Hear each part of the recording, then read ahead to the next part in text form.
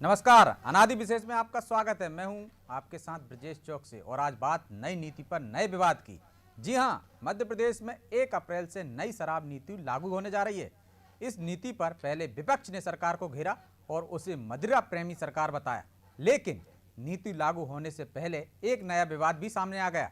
नई नीति को लेकर शराब ठेकेदार और आबकारी विभाग आमने सामने आ गए हैं। 2 दिन से भोपाल और इंदौर की शराब दुकानों पर कथित तालाबंदी कर दी गई है। ठेकेदारों का आरोप है कि आबकारी विभाग नए ठेकों में शामिल नहीं होने का दबाव बना रहा है, क्योंकि ठेकेदार नई आबकारी नीति को खिलाफ मान रहे हैं और उसके ठेकों में भागीदारी नहीं करना चाहते हैं। लेकिन आबकारी विभाग इसे रूटीन चेकिंग बता रहा है। अब सवाल यह उठता है, क्या नई नीति में खोट है या यह ठेकेदारों के मुफीद नहीं है, और क्यों सरकार किसी को ठेके लेने के लिए मजबूर कर रही है, या फिर ठेकेदार मनमानी करते हैं और उन्हें नियमित चेकिंग से भी ऐतराज है। इसी पर चर्चा करेंगे, लेकिन पहले देखिए ये रिपोर्ट।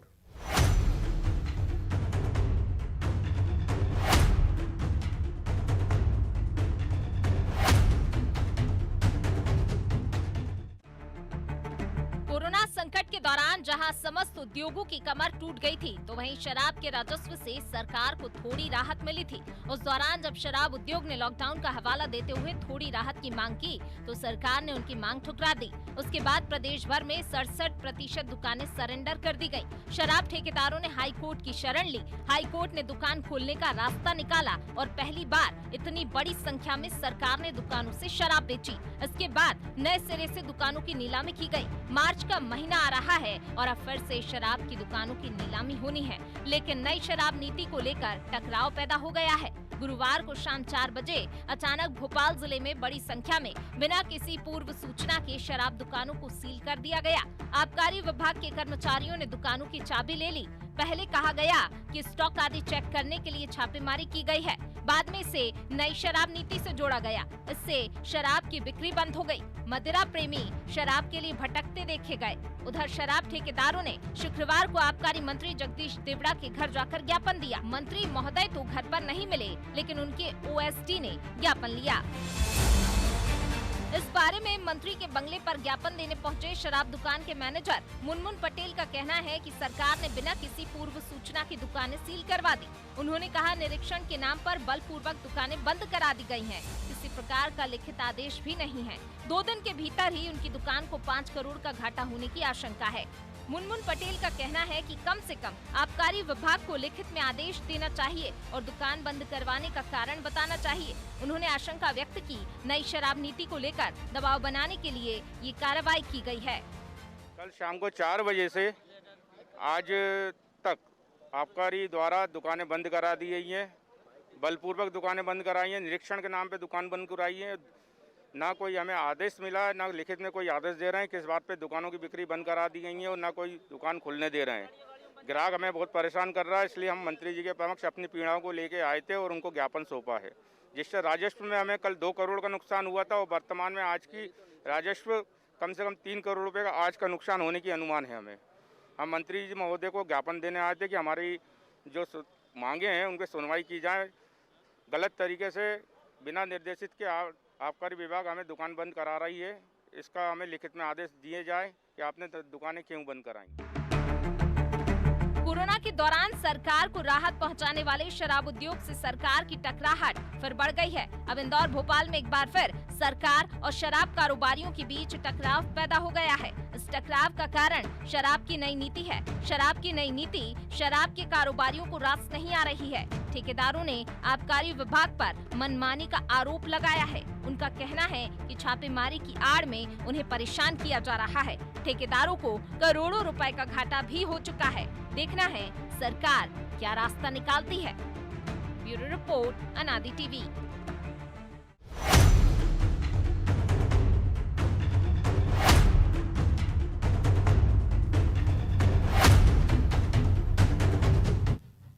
नई नीति पर नया विवाद पर चर्चा के लिए हमारे साथ मौजूद हैं भाजपा से राकेश शर्मा, माफ कीजिएगा, और कांग्रेस से अमित तांबरे, वरिष्ठ पत्रकार महेश दीक्षित। तीनों मेहमानों को बहुत बहुत स्वागत है।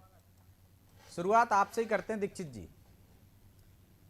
नई जो शराब नीति लेकर आई सरकार, पहले कांग्रेस को ऐतराज हुआ कि वो मदिरा प्रेमी सरकार है, इस तरह से लोगों के सहूलियतें दे रही है, घर घर में शराब रखने की इजाज़त दे रही है, अब ठेकेदारों को भी उससे ऐतराज हो गए, कह रहे हैं नई नीति फ्लॉप है और आबकारी विभाग और ठेकेदार आमने सामने आ गए। शराब आजकल खूब छाई हुई है मध्य प्रदेश की सियासत में, आप कैसे देखते हैं? जी, मेरा मानना है कि अगर सरकार ने कोई नीति बनाई है तो मुझे लगता है कि शराब ठेकेदारों को मानना ही चाहिए, क्योंकि कहीं ना कहीं सरकार ये चाहती है कि ज्यादा से ज्यादा राजस्व उसे कैसे मिले। अगर उसे लॉस हो रहा है या कोई परेशानी आ रही है तो निश्चित रूप से वो दबाव बनाएगी। और एक बात ये भी है कि अचानक अगर इन्होंने छापामारी की है, लेकिन दीक्षित जी उनके पास तो 31 मार्च तक का लाइसेंस दिया ना आपने शराब बेचने का, आप उन्हें दबाव तो नहीं बना सकते ना उन पर कि आप शराब की दुकानें खरीदिए, जो चाहे वो ले, नहीं ले तो सरकार खुद दुकान संचालित करे। जी, सरकार दबाव इसलिए बना रही है कि जैसे भोपाल की ही बात करें हैं, करीब 100 दुकानें हैं नीलामी होनी थी, जिसमें से 30 बिकी हैं। और फिर शराब व्यापारियों की समस्या बहुत बड़ी ये भी आ रही है कि सरकार ने समूह में जो बिक्री शुरू की है, जो मोनोपोली इन शराब माफियाओं की तोड़ी है, शराब व्यापारियों की तोड़ी, इससे भी ये व्यापारी परेशान है कि देसी शराब और अंग्रेजी शराब, बियर सब एक ही दुकान से मिलेगी। 20% की रेट भी गिरा दिया है इन्होंने। तो निश्चित रूप से व्यापारियों को दिक्कत तो हुई, उनका मुनाफा कम हुआ है। मूल वजह उनके मुनाफा कम होने की वजह से ये सब दिक्कतें शराब माफिया को, शराब व्यापारियों को पैदा हो रही है। तो वजह लाभ कम मिलने की है, बाकी और कुछ लाभ नहीं। कम मिलने की है, उनकी मोनोपोली टूटने की है। राकेश जी, क्यों किसी के ऊपर प्रेशर डाल रहा हो कि आप शराब की दुकानें लीजिए ही, जिसको लेना है ले, ना ले? देखिए ब्रिजेश भाई, सबसे पहले तो मैं आपके चैनल के माध्यम से मध्य प्रदेश की जनता को ये बताना चाहता हूँ कि मध्य प्रदेश में माफिया के खिलाफ सख्त कार्रवाई लगातार जारी है। वो किसी नहीं है, व्यापारी है। मेरा निवेदन है, मेरा बोल लेने दीजिए, प्लीज बोल लेने दीजिए। मैं थोड़ा सा बोल, माफिया पे नहीं बात अरे कर रहे हैं, मैं ठेकेदार मैं मंत्री के पास चले गए बंगले पे, मंत्री नहीं मिले, उनकी बात कर रहे हैं। मेरी बात थोड़ी सी हो जाए, आप उनको माफिया तो मत कहो, लाइसेंस दिया है मैं आपने। अगर कुछ बोल रहा हूं तो मेरी बात तो पूरी हो जाने दीजिए, मेरी बात पूरी हो जाने दीजिए। लगातार माफिया के खिलाफ कार्रवाई की जा रही है, चाहे वो खनन माफिया हो, चाहे शराब माफिया हो, चाहे अन्य किसी तरह का माफिया हो। मध्य प्रदेश में जो नई शराब नीति आई है, उस नीति में स्पष्ट रूप से ये उल्लेख है कि जो सिंडिकेट है वो कहीं ना कहीं उसके बाद परेशान है। आज छोटे छोटे व्यापारी शराब के ठेके ले रहे हैं। कल का लीडिंग अखबार उठाइए, उस पर एक आधे पेज की खबर छपी हुई है कि किस तरह से छोटे छोटे व्यापारी जब शराब के ठेके ले रहे हैं तो इस सिंडिकेट को तकलीफ हो रही है। दूसरी बात, मैं आपके चैनल के माध्यम से स्पष्ट रूप से कहना चाहता हूं कि अगर ये शराब के ठेकेदार, ये शराब के व्यापारी ईमानदार हैं, सच्चे हैं, तो अगर जांच हो रही है, मैं कह रहा हूं पूरे साल में कई बार जांच होती है, तो वैसी ही एक सामान्य सी जांच हो रही है, आप इतना घबरा क्यों रहे भैया? आप क्यों घबराए? अगर आप अच्छे हो, पाक साफ हो, तो आपको डरना नहीं चाहिए। सामान्य सी जांच हो रही है, उसमें सहयोग करिए। किसी की दुकान बंद नहीं कराई जा रही, किसी से नहीं कहा जा रहा है कि आप जबरदस्ती ठेके लीजिए। मध्य प्रदेश की सरकार की जो मंशा है उसके हिसाब से लोग आगे आ रहे हैं, छोटे व्यापारी आगे आ रहे हैं। मुझे इस बात पर आश्चर्य होता है कि आपके चैनल के माध्यम से अभी ठेकेदार साहब कह रहे हैं कि साहब वहां पर आबकारी के अधिकारी बैठे हुए हैं। अरे जांच होगी तो आबकारी के अधिकारी पहुंचेंगे। ब्रिजेश भाई, किसी के यहाँ अगर आयकर का छापा पड़ता है, एक सेकंड, आयकर का छापा पड़ता है किसी के यहाँ, तो वो कभी कहता है क्या कि मेरे कोई गलती है, मुझसे कोई गलती हुई है? हर आदमी कहता है मैं तो निर्दोष हूं। और गलती से अगर वो कांग्रेस का नेता निकल जाए, आबकारी विभाग को ये कहना चाहिए कि ये छापा है, वो कह रहे रूटीन चेकिंग है, और रूटीन चेकिंग में कोई चाबी लेकर नहीं जाता। मेरा निवेदन है, मैं आपको इस बात का कह रहा हूं कि किसी का अगर आयकर का छापा पड़ता है तो वो इस बात को स्वीकार करता है कि मैंने गलती की। वो कहीं गलती से वो कांग्रेस का नेता हो तो वो तो ये कहता है बदले की भावना चल रही है। इसी तरह 20 साल में पहली बार इस तरह की चेकिंग नहीं, पूरे साल चेकिंग चलती है, आकस्मिक चेकिंग चलती है। जो इस तरह की बातें कर रहे हैं वो गुमराह करने का प्रयास कर रहे हैं। मेरा स्पष्ट रूप से कहना है, मध्य प्रदेश में हर काम नीति, नियम और कायदे से होगा। किसी की जबरदस्ती, किसी की दादागिरी मध्य प्रदेश सरकार बर्दाश्त नहीं करेगी। अगर आपने गलती नहीं की है तो आपको नहीं डरना चाहिए, और अगर आपने गलती की है तो आपको बख्शा नहीं जाएगा। गलती की है तो बख्शा नहीं जाएगा। लेकिन राकेश जी, आप किसी को जबरन थोड़ी नहीं कह सकते हो कि आप ठेके में शामिल होजिए। एक आध कोई सबूत बता दें, मुंह खुलेआम कह रहे हैं, आपने भी पैकेज में देखा। मेरा निवेदन है, मुंह जवानी जमा खर्च से कुछ नहीं होता। आज वो एक तरफ ठेकेदार कह रहे हैं कि हमको इतना नुकसान हो रहा है और दूसरी तरफ कह रहे हैं कि हमको मुनाफा नहीं हो रहा। ये छोटे छोटे व्यापारी जो आगे आ रहे हैं उनसे कहीं ना कहीं कुछ लोगों को तकलीफ हो रही है, इसलिए वो इस तरह की बातें कर रहे हैं। लेकिन के मिश्रा कह रहे हैं कि बात कुछ और है। देखिए के मिश्रा जी का तो काम ही है ना, 15 माह जो लूट की दुकान थी वो बंद हो गई है, तो अब क्या करें? कहीं ना कहीं खिसियानी बिल्ली खंबा नोचे वैसी स्थिति के मिश्रा की है। आप दिन भर उनको कोई काम नहीं है, दिन भर ट्वीट करना, जनता से कोई लेना देना नहीं। कांग्रेस की जो किलेबंदी चल रही है, आपस में एक दूसरे के ऊपर आक्रमण चल रहे हैं, उससे ध्यान बटाने के लिए इधर उधर की बातें करते हैं। जिस तरह से कल कमलनाथ जी और मुकुल वासनिक की बैठक हुई, उसमें दिग्विजय सिंह और अरुण यादव नहीं पहुंचे। लोग प्रश्न कर रहे हैं कि अरुण यादव दिग्विजय सिंह क्यों नहीं पहुंचे। वो कहते हैं कि शराब ठेकेदार परेशान हो रहे हैं। तो कांग्रेस के लिए शराब महत्वपूर्ण है, पार्टी महत्वपूर्ण नहीं है। शराब क्योंकि महत्वपूर्ण इसलिए हो गई कि आपकी पार्टी में उसके लिए अलग अलग बयान आते हैं। अमित जी, क्यों लगता है कि इस मामले में भी पीछे कुछ और कहानी है कांग्रेस को? देखिए, सबसे पहले तो भारतीय जनता पार्टी के प्रवक्ता मेरे बड़े भाई हैं, उन्होंने जिस तरीके से भारतीय जनता पार्टी और कांग्रेस की बात करी है कि कांग्रेस में गुटबाजी फलाना ढिमका, तो मैं बोलना नहीं चाहता था, लेकिन फिर भी आपके चैनल के माध्यम से मैं श्रद्धांजलि दूंगा भारतीय जनता पार्टी के दिवंगत नेता जिन्होंने आत्महत्या की कोशिश करी थी और वो अस्पताल के प्रयासों के बावजूद हम उनकी रक्षा नहीं कर पाए। वन विकास निगम के हमारे अध्यक्ष पटेरिया जी, अब ये भारतीय जनता पार्टी के नेता तो भूल गए, अब आखिर उन्होंने क्यों आत्महत्या करी, उनका जो लेटर है वो वायरल हो रहा है। इस बारे में भारतीय जनता पार्टी के नेता भी खबरें आ गई हैं, इशू। हाँ, लेकिन ये लोग कुछ नहीं कहेंगे, मुद्दे पे आ जाएं कुछ नहीं। हाँ, लेकिन ये लोग आपकी कुछ नहीं श्रद्धांजलि थी इसलिए नहीं टोका मैंने कि आपने श्रद्धांजलि दे दी, अब मुद्दे पे आ जाएं। अब रही बात शराब की बात है, तो अब बातें तो उठने को बहुत सी चल रही हैं। अब बातें तो ये भी हो रही हैं कि संबंधित मंत्री के यहाँ भी शादी विवाह का कार्यक्रम है और उसमें कुछ अनबन हो गई है और तमाम चीजें हैं, तो वो उस चीज को लेकर भी है। और जैसे कि टाइमिंग को लेकर भी जो सवाल उठ रहे हैं, और वो सही कह रहे हैं कि 20 साल में अभी तक तो ऐसी कोई कार्रवाइयां नहीं होती थी, और ये कह रहे हैं भैया जांच चल रही है, तो सही बात है, जांच में इस तरीके की कार्रवाइयां कब होने लगी हैं? ये तो बिल्कुल तानाशाही वाली सारी चीजें हैं। और भारतीय जनता पार्टी के नेताओं की ये आदत कि किसी को भी कुछ भी कह देना, मुझे लगता है ये ठीक बात नहीं है। वो भले ही शराब के व्यापारी हो, शराब का लाइसेंस तो सरकार ने ही दिया है, कोई जबरदस्ती तो उन्होंने दुकानों पे कब्जा किया नहीं है। तो मुझे लगता है कि लोकतंत्र में सबको अपनी बात रखने का हक है, तो उसमें रखने देना चाहिए। और अनाधिकृत रूप से जो उन लोगों के ऊपर दबाव डाला जा रहा है, ये वही सरकार है। अभी कुछ दिन पहले तो इस सरकार ने ये तक कह दिया था कि अब तो आप घर में भी छोटा बार खोल सकते हो। हम शराब नीति में ही है अमित जी कि आपकी आय 1 करोड़ से ऊपर है तो आप 50,000 दीजिए और घर में बार लाइसेंस मिल जाएगा। आप अरे 4 गुना ज्यादा रख सकते हैं, ये शराब नीति में ही है। एयरपोर्ट पर भी बिकेगी, मॉल में भी बिकेगी। भारतीय जनता पार्टी का ये सपना है कि हर चौथे पांचवे घर में बार होना चाहिए, ताकि लोग जो है इतना नशे में रहे कि कोई सरकार से सवाल ही ना पूछ पाए। ये रेवेन्यू की बात करते हैं, जो दूसरे प्रदेशों में शराब बैन है तो वहाँ क्या रेवेन्यू नहीं है? वहाँ की सरकारें नहीं चल पा रही क्या? मतलब आप कल्पना करिए, इनकी पूर्व मुख्यमंत्री उमा भारती जी कितनी बार तारीख पे तारीख दे चुकी हैं, शराबबंदी को लेकर चेतावनी दे चुकी हैं, लेकिन इस सरकार की कानों पे कोई फर्क पड़ता ही नहीं है। ये इतने अहंकार में डूब गए हैं, इतना सत्ता के नशे में डूब चुके हैं कि अब इनको किसी चीज की कोई परवाह नहीं है। तो यही यदि शराब जो हमारे व्यापारी हैं उनको सरकार ने लाइसेंस दिया है तो उन लोगों को बिठाना चाहिए, मंत्री को बैठना चाहिए और इस मामले का समाधान जो है वो निकालना चाहिए। इसमें दिक्कत आखिर कहाँ आ रही है? बिल्कुल राकेश जी, बैठना चाहिए। मंत्री तो मिल ही नहीं रहे हैं, उनकी सुनवाई नहीं हो रही 2 दिन से। अधिकारी उनकी बात पर तवज्जो नहीं दे रहे हैं, जबरन प्रेशर बना रहे हैं। जब आप ही ने लाइसेंस दिया है तो क्यों? या आप जो चाहते हैं कि घर घर शराब बिके? देखिए ब्रजेश भाई, मुझे तो इस बात पर आश्चर्य होता है कि जब कांग्रेस के नेता इस तरह की बात करते हैं तो अपनी गरिमा में भी झांक के देखना चाहिए।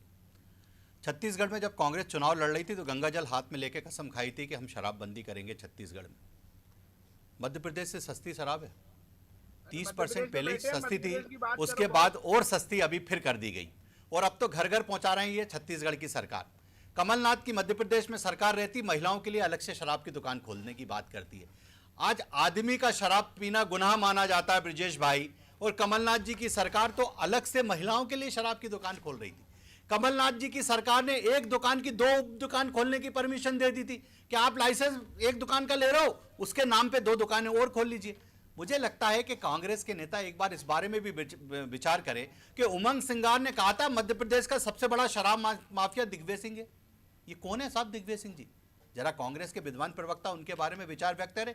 या तो उमंग सिंगार झूठ बोल रहे थे तो उनको मंत्रिमंडल से हटाते, या दिग्विजय सिंह अगर शराब माफिया है तो क्यों उनको राज्यसभा में भेजा गया?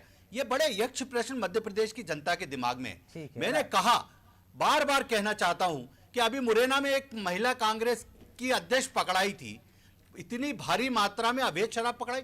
तो ये जो 15 माह की बेरोजगारी आप इस तरह से दूर कर रहे हैं, पुरुष तो पुरुष, तो राकेश जी, अब महिलाएं भी कांग्रेस की जो पदाधिकारी हैं वो अवैध शराब का धंधा कर रही है। तो राकेश और जी, कांग्रेस के पेट पे दर्द होता है। अगर हम कहीं सख्ती करते हैं, हम कहीं नियम कायदे कानून लागू करते हैं, तो कहीं ना कहीं जो कांग्रेस के लोग हैं जिनने 15 माह में सिर्फ मध्य प्रदेश को लूटने का काम किया, अब उनके पेट में दर्द हो रहा है। तो और इसके लिए उनको डॉक्टर के पास जाना चाहिए, वहां इसका चूर्ण मिलेगा खाने का, पेट दर्द दूर करने का। मध्य प्रदेश में नियम कायदे कानून की सरकार है और वो पूरे नियम कायदे कानून लागू होंगे। राकेश जी, वो तो आउटलेट खोल रहे थे महिलाओं के लिए, आपने तो लाइसेंस में नई नीति में प्रावधान कर दिया कि घर घर में आप शराब रख सकते हैं, 4 गुना ज्यादा रख सकते हैं। ब्रजेश जी, मेरा निवेदन, मॉल में रख सकते हैं, सुपर बाजार में रख सकते हैं। ब्रजेश जी, मेरा निवेदन है, आज एक वीडियो वायरल हुआ है जिसमें दिल्ली की सरकार एक बोतल बड़ी के साथ बड़ी बोतल फ्री, अद्दी के साथ अद्दी, और बीच वाली जो होती है, अब मैं तो पीता नहीं हूँ, छूता नहीं, तो मुझे नहीं मालूम क्या कहते हैं उसको,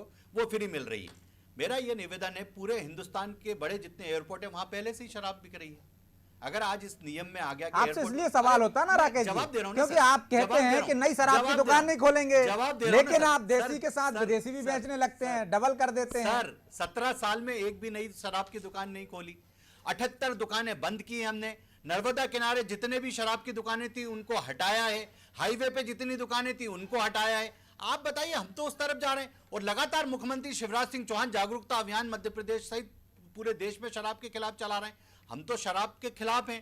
कांग्रेस शराब के जो लोग हैं उनके लिए आंसू बहा रही है, चाहे के मिश्रा हो, चाहे मेरे विद्वान प्रवक्ता हो, वो उनके लिए आंसू बहा रहे हैं। हम सख्ती कर रहे हैं, हम नियम कायदे लागू कर रहे हैं, वो कांग्रेस उस माफिया के साथ खड़ी है। हो सकता है कि माननीय दिग्विजय सिंह जी के बारे में जो उमंग सिंगार जी ने कहा होगा उसमें कुछ सच्चाई होगी, इसलिए कांग्रेस को अपने लेकिन नेता आपको को पता बचाने नहीं के लिए, है, आप अपने नहीं नेता रोक को पा आगे रहे, बढ़ाने के लिए। अबे शराब बिकना नहीं रोक पा रहे, तो आपने कहा घर घर में ही रख लीजिए, 4 गुना ज्यादा रख लीजिए, मेरा तो निवेदन है, तो कम से कम पकड़ना तो नहीं पड़ेगी। मेरा निवेदन है कि जिस तरह से छत्तीसगढ़ सरकार घर घर शराब पहुंचा रही है, जिस तो तरह से छत्तीसगढ़ सरकार कहती नहीं है कि हम बंद करेंगे, नशा मुक्ति के खिलाफ अभियान चलाएंगे। गंगा जल हाथ में उठा के कसम खाई थी ब्रजेश भाई कि जिस दिन हमारी सरकार बनेगी उस दिन हम शराबबंदी करेंगे, गंगा जल।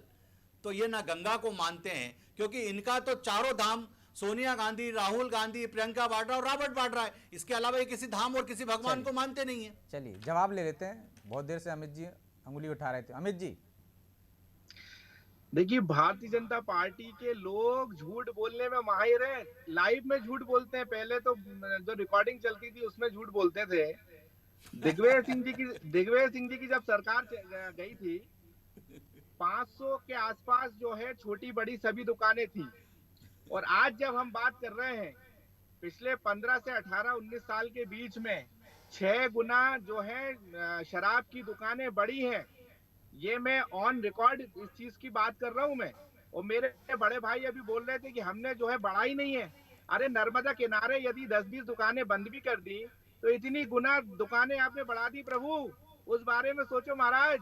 और आप बड़ी बड़ी बातें कर रहे हो छत्तीसगढ़ की, दिल्ली की, हम बात मध्य प्रदेश की कर रहे हैं। बॉस, मध्य प्रदेश के बारे में जवाब दो। मध्य प्रदेश में आपकी सरकार है, किसी दिन छत्तीसगढ़ का मुद्दा होगा तो उसमें बहस करेंगे, दिल्ली का मुद्दा होगा तो हम दिल्ली में बहस करेंगे। हम पूछ रहे हैं उमा के बारे में, आप बोल रहे हो उमंग के बारे में। भैया, उमंग सिंगार को पहचानते हैं कि नहीं? पद और गोपनीयता की शपथ ली थी, जरा उस पर भी बोलिए, उस पर भी बोलिए। अभी की बात करो, अभी की बात करो। उमंग सिंगार जी ने पद और गोपनीयता की शपथ ली थी कि मैं कसम लेता हूँ मंत्री पद से पहले कसम ली थी। भैया, महिलाओं की बहुत बड़ी बड़ी बताओ ना, क्या बोला था उनने? क्या कार्रवाई करी उमंग सिंगार के खिलाफ? क्या कार्रवाई की दिग्विजय सिंह के खिलाफ? आप विद्वान साथी हो अमित तावरे साहब, आप बोल नहीं पाएंगे। कारण क्या है? जो पहाड़ है ना जिसका नाम दिग्विजय सिंह है, अगर आपने कुछ बोला तो एक पत्थर आपके ऊपर गिर जाएगा और कल से आप चैनल पे दिखना बंद हो जाओगे। घर की उनको तो कल्पना कमलनाथ करो, नहीं संभाल पा रहे हैं दिग्विजय सिंह को, लगाओगे, कमलनाथ उस नहीं बच्चों संभाल पर पा रहे हैं, आके प्रदेश प्रभाव अध्यक्ष पड़ेगा, उस प्रदेश महिला अध्यक्ष पर नहीं आके संभाल क्या पा रहे हैं प्रभाव उनको। पड़ेगा? जब वो किसी के घर में बैठकर जब ऐसे पूरे सांड दोस्त हैं यार शराब जो अपनी पिएंगे, बागड़ तोड़ते वो हैं, घर का वो माहौल क्या कांग्रेस रहेगा? को उखाड़ने का काम कर रहे राकेश जी, हैं, उनको कोई नहीं रोक पा रहा है। शब्दों की थोड़ी मर्यादा रहेगी तो ज्यादा अच्छा रहेगा। महेश जी, क्या शराब को लेकर दोनों सरकारें फंसी हुई हैं? चाहे हम भाजपा देखें चाहे हम कांग्रेस देखें, कहते कुछ हैं करते कुछ हैं, क्योंकि मध्य प्रदेश में दूसरा कोई विकल्प नहीं है राजस्व का, या विकल्प बनाया नहीं जाता।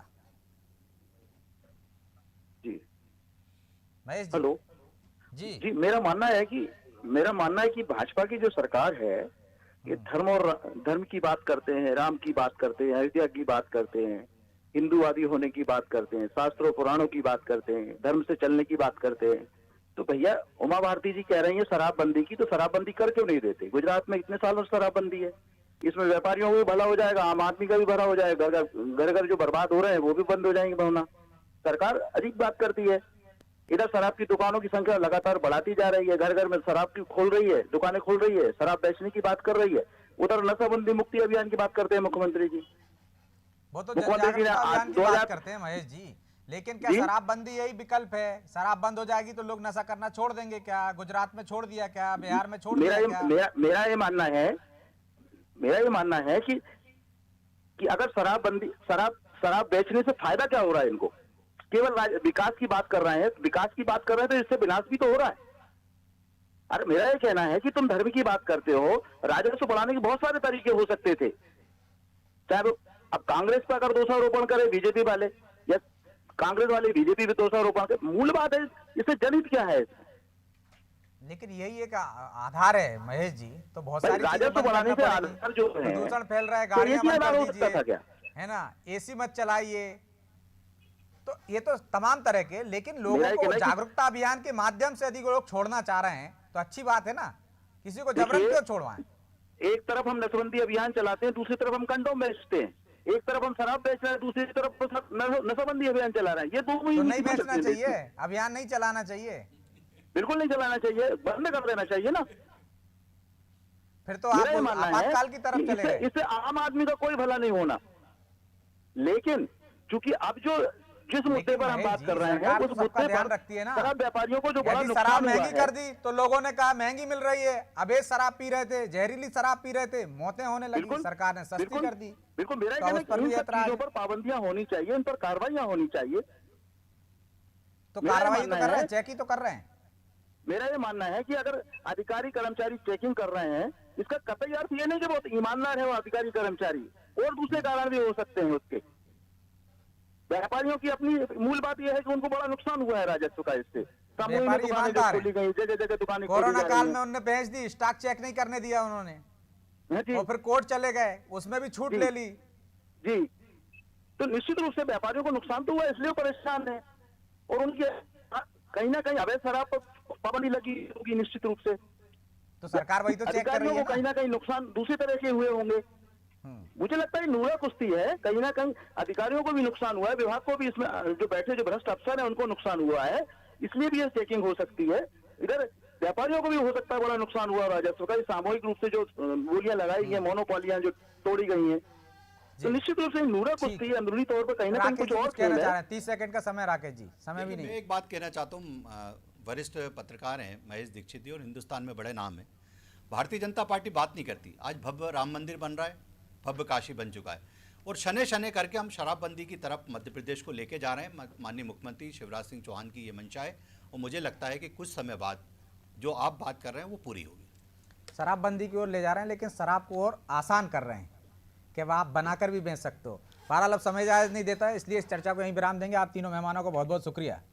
तो शराब नीति सरकार लाई है, सोच समझ के लाई होगी, क्योंकि अवैध शराब, जहरीली शराब से बहुत सारी मौतें हो रही थी, और एक कमेटी बनी थी, उसकी सिफारिशें इसमें लागू की गई हैं। हो सकता है ठेकेदार उससे विचलित हो रहे हैं, उनको नुकसान दिख रहा हो, इसलिए वो ठेके में शामिल नहीं हो रहे हैं। लेकिन सरकार की मंशा है कि ठेके में शामिल हों तो उसकी एक पारदर्शी तरीका होना चाहिए। किसी पे दबाव बनाने की क्या जरूरत है? यदि कोई ठेका नहीं लेता है तो सरकार खुद बेच सकती है। कई राज्यों में हमने देखा है, राजस्थान में भी सरकार की तरफ से चलते हैं ठेके। तो उम्मीद है कि सरकार इस पर भी विचार करेगी कि शराब ठेकेदारों पर अवैध तरीके से, अनैतिक तरीके से प्रेशर न बनाया जाए। अनादि विशेष में आज इतना ही, मुझे दीजिए इजाजत, और आप देखते रहिए अनाजी टीवी, नमस्कार।